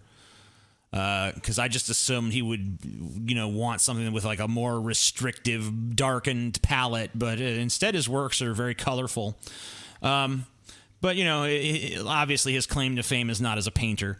So here's a list of girls Marilyn Manson has banged. That's all they've done. Sweet. They took Girls Marilyn Manson has banged. They spontaneously existed to jump on Manson's dick, and the minute And they vanish. Yeah, the minute he was done with them, they were gone. Boom. Just this is it's on Ranker, so these are not in chronological order. These are just ranked by how attractive people think they are. This is Dita Von Teese, the only woman Marilyn Manson ever married. Very briefly. Very briefly. She's like a burlesque performer, dancer. Does gets in the giant champagne glass, does a little striptease kind of thing. Right. And they were married for I don't know, like a year maybe. It was around a year. I mean, they were together for several years. They were together for a while before the marriage, but and actually their marriage was kind of a big cultural event, not like a royal wedding level or anything, but covered in the major media and in I think Vogue magazine or something. In a big-ass castle and shit. They got married in a castle in Scotland and at huge expense. Lavish wedding. Yeah, and then it all fell apart pretty much instantly, so it's a good reason not to bother with that. Rose McGowan. Probably the most famous of Manson's exes. Yep, and more so now. Looks a lot better here than she does nowadays. Yeah, she's looking with a little her rough. Bald, crazy ass. She says that she broke up with Manson because of drugs. I think there's also been some sort of allegations that he was abusive and stuff like that. I would not be shocked at the truth of either of those things. I would definitely not be shocked at the first one. I mean, I wouldn't be shocked at the second one either, but I'd be even less shocked by the first one. I know Manson's on all kinds of drugs. Porn star named Stoya, that I guess he dated for a while. I've never heard of her outside of her dating him. But He's whatever. definitely got a type. Yeah. He likes these dark eyes, dark hair, kind of classical-looking women. Yep. Except for Evan Rachel Wood, apparently. they were together twice. They actually got engaged even at one point, but they ended up not being together. She also alleged that he was abusive. Well, actually, she didn't directly allege he was abusive. She kind of just mentioned that she was with this guy who was abusive, and it was obviously Manson. Yeah, it was pretty clear. Izani Griffith. I don't even remember him dating her. I guess that he might have dated her briefly after his split from Evan Rachel Wood in 2009, according to this. This is his current girlfriend, as far as I know. She's a photographer. Also doesn't really have dark hair. No, ginger. But her name is Lindsay Usich. I don't know. Not really famous, other than for dating him. Jenna Jameson. They didn't really date. He just fucked her. Yeah. But I guess that's what this list is of, she even she wrote about it in her biography, her autobiography. She's like, she said he was massively endowed. And then he was brought on the TV and asked about it, and he's like, I don't know what she's talking about. I think I'm pretty average in that department. I don't know. Damn, she's just trying to pay him a compliment, dude. Yeah, I'd have let the lie stand. I think Yeah, he was afraid me too, man. he was afraid of Porn groupies stars, yeah. getting disappointed or something. This is his girlfriend before he got famous, Missy Romero. No relation to the zombie king, George A. Romero, as far as I know. Tracy Lords, Another also porn a porn star. star. Actually, maybe she was the one that wrote about him. I forget which one of the porn stars wrote about him. And this is, I don't know where he's getting this information. Flora Sigismondi directed the music videos for The Beautiful People and for Tourniquet, but I don't know that Manson ever fucked her. Now, maybe he found some evidence that maybe so he did, but I never heard that. Maybe it did happen. Maybe that's why she got the job. I don't know. I like her music videos, though. Those are two of my favorites. She's very talented. But I think the last thing we're going to talk about as far as Manson goes is just the controversies, because he's had he's had his fair share. So I thought we'd take a look. There's a Rolling Stone list that nicely encapsulates most of them. Our privacy policy. I'm tired of everyone telling me their privacy policy has changed. Yeah, our privacy policy has changed. You have no privacy. Charles Manson controversy. This is just some of his early shows. This is just talking about him, an early concert where he had a pregnant-looking actress iron the wrinkles out of a Nazi flag on stage. As the show progressed, she sat spread eagle on the ironing board and pretended to perform an abortion on herself, he wrote. So, cool. Just talk about his early shows. Edgy. A little bit. I love that. Consequences. Trent Reznor signed him. Yeah, Trent's like, you know what? So here's Manson's first mugshot. Vice police arrested Manson at Jacksonville, Florida concert for jacking off with a strap-on dildo and urinating on the crowd. Awesome, dude. As he recalled in his book, charged him with violating the Adult Entertainment Code. Manson had no such toy and was simply wearing black rubber underwear with a dick hole. The singer spent a night in jail, navigated his way through a psych evaluation, and returned to the general population. So basically a bogus arrest. Yeah, just basically... You offend us. We watching you, boy. I don't know what this is about. Let's see. Recording the B-side for his Lunchbox single, Manson invited a deaf groupie to the studio, asked her to strip naked, decorated her with hot dogs, salami, and pig's feet, and took photos of her. When band member Pogo began having sex with her, the keyboardist shouted, "I'm going to come in your useless ear canal." Wow. The groupie showered off as Manson and bassist Twiggy Ramirez urinated on her. I think she, too, found it to be art and was having a good time, Manson wrote in his autobiography. I don't know if that's art necessarily, but... I mean, who knows, dude? Maybe it was. Maybe it was. So this is Manson with the Anton LaVey, the founder of the Church of Satan. They had a little meeting, and at it... Manson was presented with a card certifying him as a minister in the Church of Satan. Manson also penned the foreword to LaVey's final book, Satan Speaks, which came out in 1997. It's kind of weird. I actually got into a little bit of a fucking. They never responded back to me, but I saw the Church of Satan had this policy of, we don't like drug users in the Church of Satan. Drugs are inherently against the Church of Satan. It's like, well, this is LaVeyan Satanism, right? yes. Well, your founder gave a fucking official. You're a minister in the Church of Satan card to one of the biggest druggies on the face of the fucking planet. So, yeah, that's kind of a hard one to explain away. Well, he I did guess it maybe if himself. you're famous enough, you can do drugs. Well, it's kind of like Scientology, dude. If you're Manson's kind of like their Tom Cruise. Yeah, he was never involved in the not really church involved. operations. I mean, Just I know. I'm gave him just a little honorary thing. 1995, There Will Be Blood. Manson scarred himself for life while still in school by taking a pocket knife to his arms, but that act doesn't compare to the fateful San Francisco concert where the singer plunged a broken beer bottle into his chest. Knock, knock, knocking on heaven's door. Let's see.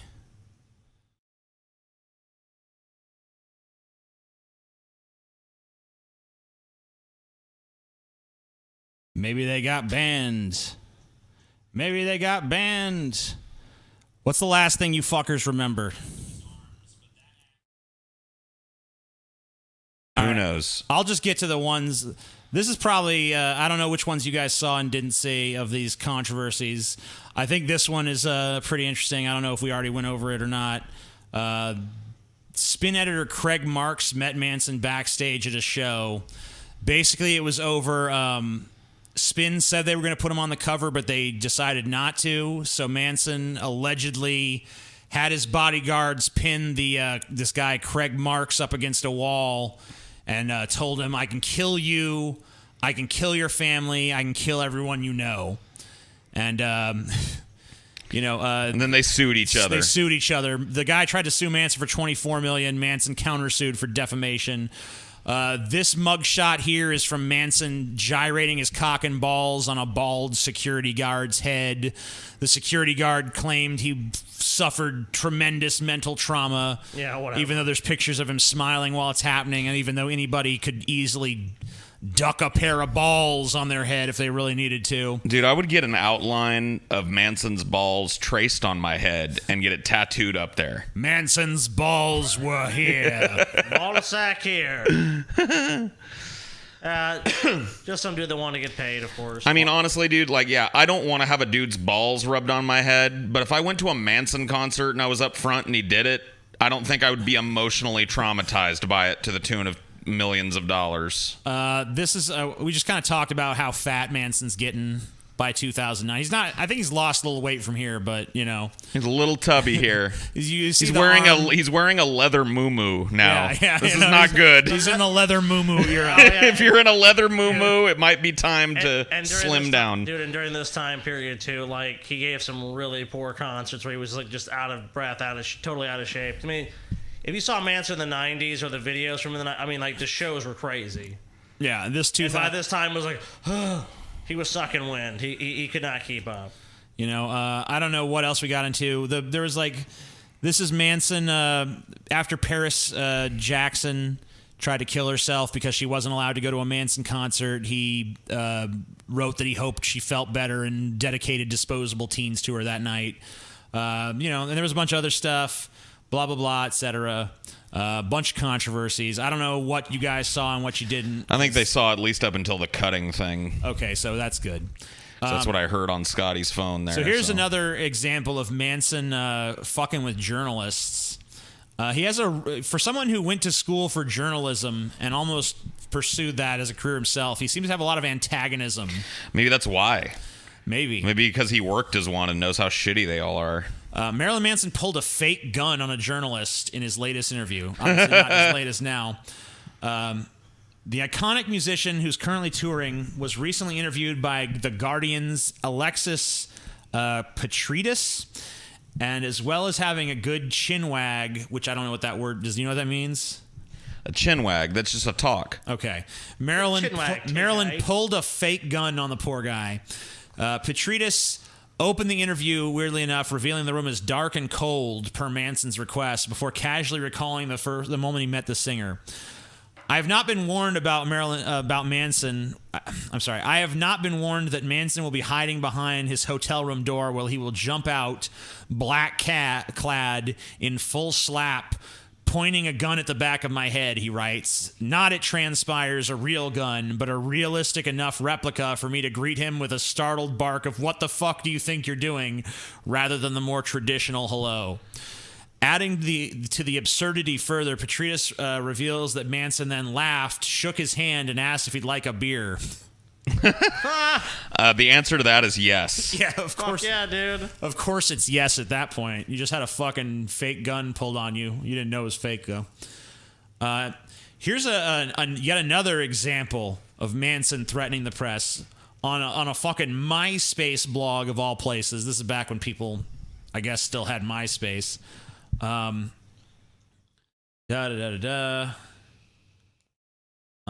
did he write? He said, if one more journalist, in quotation marks, makes a cavalier statement about me and my band, I will personally, or with my fans' help, greet them at their home and discover just how much they believe in their freedom of speech. I dare you all to write one more thing that you won't say to my face, because I will make you say it in that manner. That is a threat. Well, there you go. So, there's another. Manson's often he, despite being a big sort of controversial figure throughout the 90s and stuff, he's not really the biggest free speech advocate in the world. He often says freedom of speech doesn't come with a dental plan. Basically, well, I mean, that is true. I mean, what he mean. I mean, what he means by that is basically like, right. I'm not afraid if you say some shit about me I don't like. I'm not afraid to fucking hurt you. Yeah. Kind of it gives credibility to that story about him having his bodyguard slam a dude against a wall and tell him, "I can kill you in any time, bitch." And maybe some credibility to the allegations of physical abuse from his girlfriends too. Oh yeah. So as much as I like Manson, I don't want it to come across like I think he's this perfect angel of a person or you know something. what? Fuck that, though, TJ. Just because you're a fan of the dude doesn't mean you have to be responsible for morally justifying what he is. No, I don't feel like I am. I just want people to know that I can see that there's, like, times when he goes too far.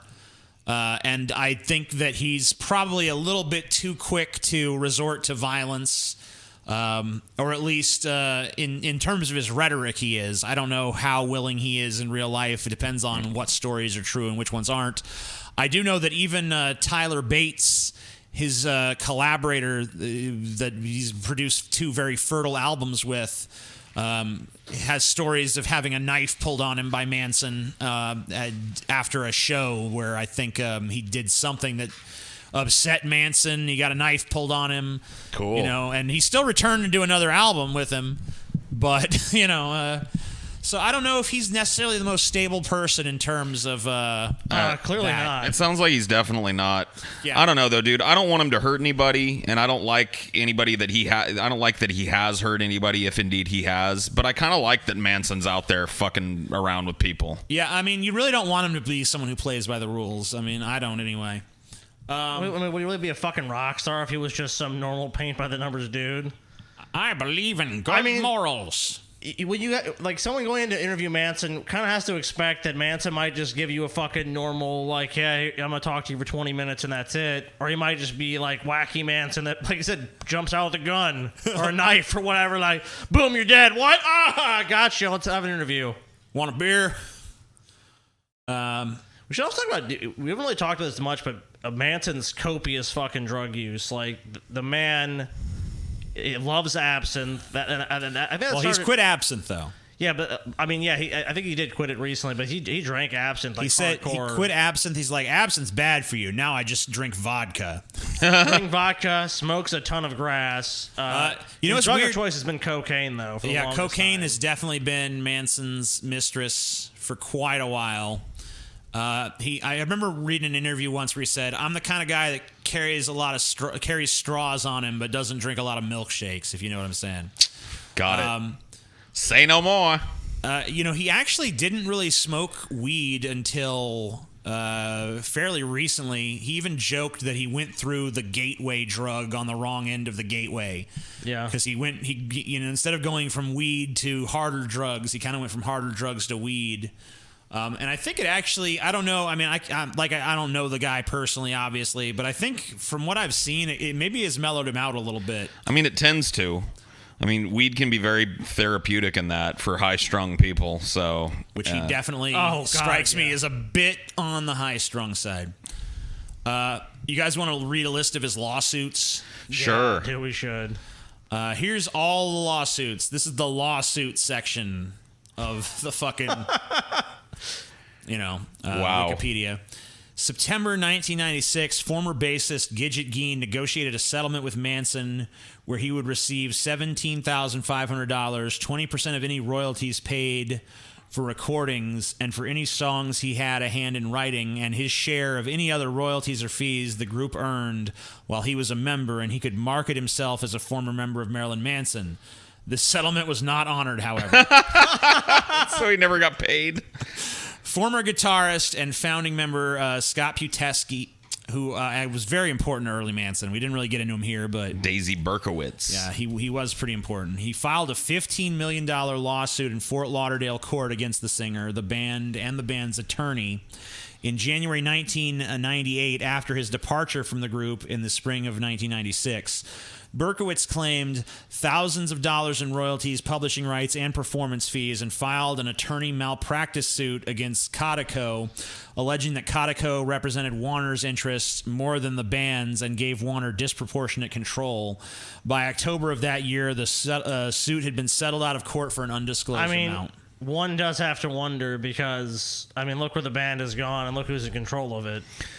So, there's probably at least a kernel of truth to that. This happens quite often, though. I mean, he's the front man. Yes, he is. So he's the face of the fucking band. Not to mention his name is Marilyn Manson, and the band is called Marilyn Manson. So, right. And notice how as soon as they got signed to a major label, Spooky Kids was dropped. Started, yeah. And he pretty much very early on established that the band was him. That was this is just reiterating the Spin lawsuit, so that we don't read. No point in reading and getting that again.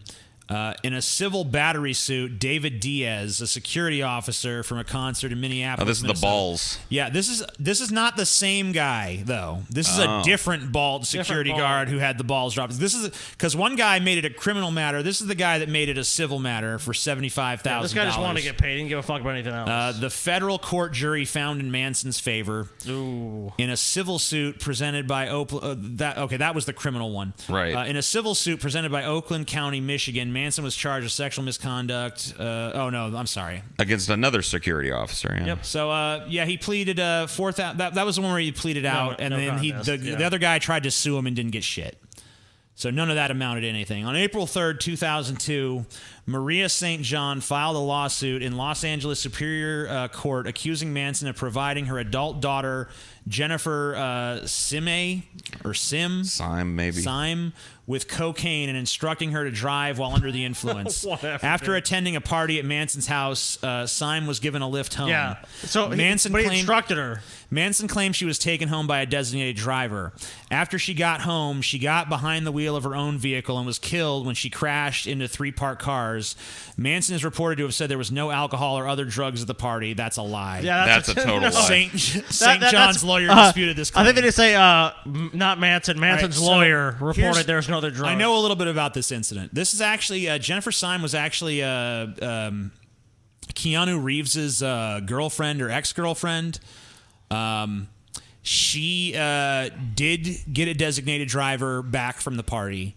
Manson did provide her with a designated driver, which if there was no drugs at the party, why would she need one, huh? So think about that. But she was driven back. She was driven back to her house from the party by someone that Manson had, paid to do that. And she chose at that point to get back in her car and try to return to the party for some reason. And at that point, she crashed and died. I don't think Manson's liable for that. Maybe I'm wrong. What do you think? I mean, I don't think Manson's liable at all, even if she did leave the party in her fucking car. Like, you have to take steps, but if somebody wants to fucking leave in their car, they're going to go leave in their car. He did the responsible thing. He had her driven home. I mean, if that's the case, if he had her chauffeured home the first time, then absolutely he's got no culpability in this. She's an adult. She could have said no to the cocaine and the alcohol, and she didn't, and she died. On August 2nd, 2007, former band member Stephen Beer. His name, band name was Pogo. Yep. Or Pogo, filed a lawsuit against Manson for unpaid partnership proceeds, seeking $20 million in payback. Several details from the lawsuit leaked to the press, including Manson's Nazi memorabilia and weird. He was collecting human skulls and shit. Oh, dude, this guy. I don't think anyone was surprised honestly, about that. I cannot believe this guy even made an issue of this because he was a joke. He didn't perform live. He was just actually pretending to play the keyboard. Yeah, he had to pantomime playing the keyboard live because he actually wasn't talented enough to do it. In December 2007, Manson countersued, claiming that Beer failed to fulfill his duties as a band member to play for recordings and promote the band. On December 28, 2009, the suit was settled with an agreement which saw Beer's attorney being paid a total of $380,000. So it settled for attorney fees, basically? It settled for attorney fees. And the funny thing was Manson had an insurance policy for lawsuits, so he actually didn't come out of pocket for it. Manson actually, Besides the premiums he strangely enough, Manson decided it might be a good idea to have an insurance company that pays out my lawsuits for me. And they ended up paying that. So, Manson hasn't been in legal trouble for a while. I'm getting kind of disappointed. It's been about a decade since your last lawsuit, Manson. You need to work on that.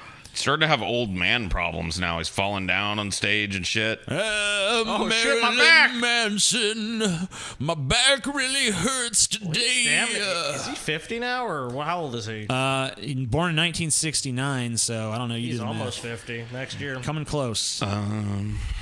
Yeah, he'll be, he's 49. Bill Manson's an old dude now. And of course, we can't talk about the controversies without talking about Columbine. There was a bunch of news reports.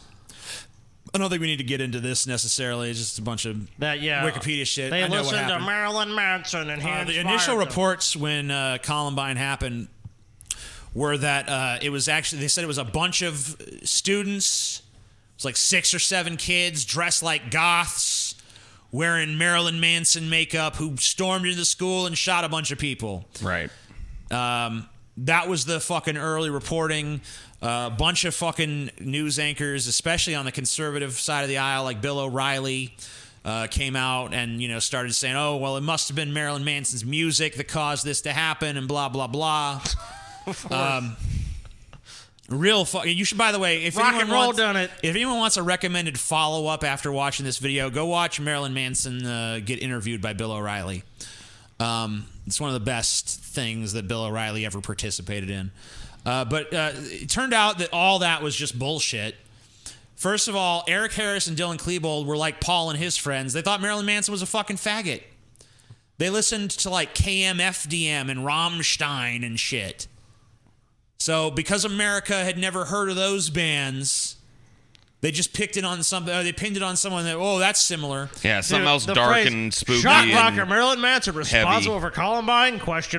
Not that their music they listened to. I mean, KMFDM and Rammstein didn't cause it. Yeah, no shit, either. They didn't. No, but who caused it? Those dudes. They did it. And Manson's career definitely took a major hit from that. A lot of parents there was a big wouldn't let protest. their kids listen to it afterwards. Remember Ozfest was going to play in Colorado? Yeah. And there was this big deal, Manson shouldn't be allowed. He can't come here. A message of hate, suicide. And of course, he ended up playing the show. And there was a lot of death threats against him as well for even doing it. They said there was 100. When Manson came back to Colorado 1 or 2 years later to play at Ozfest, I think they said there was something 118 bomb threats against his show, and some assassination threats as well. People, his friends and family and shit were like, don't even go out there, it's not worth it. And he's like, fuck it, I gotta do it. I mean, Manson's just another in a long list of scapegoats to keep us from looking at what the problem really is, with guns and school shooting and shit, and that's the availability of guns and the culpability of people to secure their guns. That's really the problem. Not music, not video games, not oatmeal, not any other fucking stupid thing that they come up with. Why is it that with this problem that's centralized around guns and people using them, we're not looking at the guns? Dude, Christianity is crazy shit. If anything, Christianity and the repressive American culture a lot of kids grow up in is way more responsible than fuck yes. than a fucking goddamn it was rock great star. too because Manson decided, all right, look, since I'm this horrible influence, don't worry. When I take the stage in Denver, I'm gonna read from the Bible. And so he read some verses from the Bible before he did his show. He read, happy shall he be that taketh and dasheth thy little ones against the stones from Psalms. Yep. He read the part about how if you disrespect your mother or father, you shall be put to death. He read he's like, yeah, you need to read some of this good morals from this book. Yeah, some good Christian morals. But yeah, I mean, there was a definite repercussions for him because of that, despite him having nothing to do with it, despite them not even being fans of his. America needed a scapegoat. He seemed like a fucking convenient one. He'd made himself into the villain of America for, a number of years by that point. I mean, there was a lot of the undercurrent for this too. They call it satanic panic in the media. Yes, yeah. Where, and then the late 80s and all through the 90s, where people were afraid that there were these covens of Satanists and that they were recruiting teenage boys. Oh, dude, there was like this. I remember when teacher was in school. He told some kid he was a vampire. Then Columbine happened, and like he was dragged into the. Oh, they knew office. I was a Manson fan too. So, I mean, I got, after Columbine happened, probably like 3 or 4 days afterwards, I was taken to the school counselor, and I had to do this big interview that lasted about 2 or 3 hours, like an interrogation session, where I had to explain why I like Marilyn Manson. I had to explain, like, some statements I'd made about being a vampire and shit, just joking around. A bunch of shit. They're like, TJ, do you believe yourself to be a vampire? I'm like, it's like so stupid. Some adult had to ask you that with a straight face, dude. No, it was a fucking joke. Do you feel that you're a vampire? Oh man. So yeah, I mean, like, not only did Manson get fucked with after this, Manson fans got fucked with after this, from the level of your peer group to the level of the teachers to the level of the administrators. There was it was a fucking pain in the ass, I'll be honest with you, Yeah. I mean, like I said, the sentiment behind this, too, I mean, there's all kinds of court cases about this. The biggest one being the West Memphis 3, gaffled up because they dressed kind of goth-looking, listened to metal, and, served over 20 years apiece in prison for a crime they didn't commit because they looked like Marilyn Manson fans. They looked the part. Oh, you're talking about the West Memphis 3. Manson actually was instrumental in getting those guys released. A lot of celebrities actually chipped in. Well, him and Johnny Depp and Damien Eccles, one of the West Memphis 3, all have matching tattoos. I forget what their matching tattoo is, but they each got a tattoo after he was released. I don't know if Manson and Eccles are still close or what. I know Manson's still close with Johnny Depp. But, yeah, a lot of artists and, actors, entertainers, people did help the West Memphis 3 out. Manson was one of them. Apparently was close enough to the guy that they have a matching tattoo of some kind. Manson actually, it's pissed me off, too, because Manson accepted this award for some kind of, rock achievement award at some sort of, little award show they were trying to do on like Spike TV or one of those stupid channels. And Manson basically devoted his entire speech to talking about the West Memphis 3. You couldn't even fucking hear it, though, because the crowd the whole time was just like, woo, woo, yeah, woo, woo, woo. Yeah, whoa, rock on, yeah, rock on. Stupid crowd. And it's like, fuck you guys. He's trying to talk to you about something that's actually important, you fucking retards. So, yeah, that was something. I guess Manson probably could relate to their plight, Obviously, he didn't go to jail for 20 years for something, but... he was blamed in the media for the deaths of, I mean, nor was he that kind of kid either. I mean, from the pictures we saw of him. Yeah, I mean, Manson was kind of more on the dorky end of the spectrum for most of his teenage years. Maybe he felt a responsibility because there were kids that were obviously, maybe they weren't fans of his, but they were obviously in his wheelhouse, people that would have been fans of his. I don't remember exactly when the Robin Hood Hills murders happened, so I don't know if it was pre-Manson or post-Manson or what. But, yeah. Yeah, those guys just recently got out. I think just a few years ago. It was only a couple years ago. It was like 5 years ago, maybe. Crazy stuff. I'm pretty much out of stuff. I mean, there's a lot more I could have covered, but I didn't want. I wanted this episode to be something that would serve as a basic introduction to the life and career of Marilyn Manson without getting too deep into a million other things. Could have talked more about the politics, could have talked about the lyrics, the music, all that stuff, the various band members. And maybe we will impact. in the future. Yeah, I mean, I could probably put together a sequel episode that delves even deeper, but, probably not in the near future. But we got some more content coming for you. We got Flash Fried coming on Wednesday. We have our patron-only episode coming on Friday. We just put up our Patron Archive on Patreon, so now is a great time to become a patron. Also, we're about to hit the end of the month, so if you want to be in that fucking initial run of patrons and shit, get access to the archive, now's the time to do it.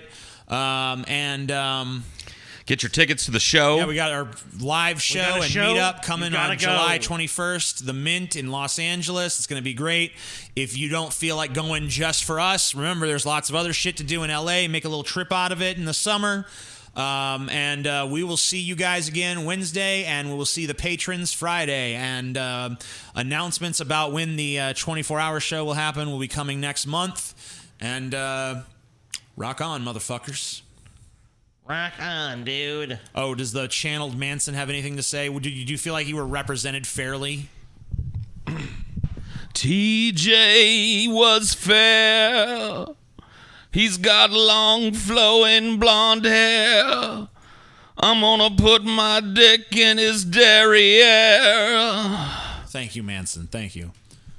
I appreciate that. There you go. That's what I've been waiting for my whole life. Vote of fucking confidence, dude. All right, rock on, everybody. Thanks for watching.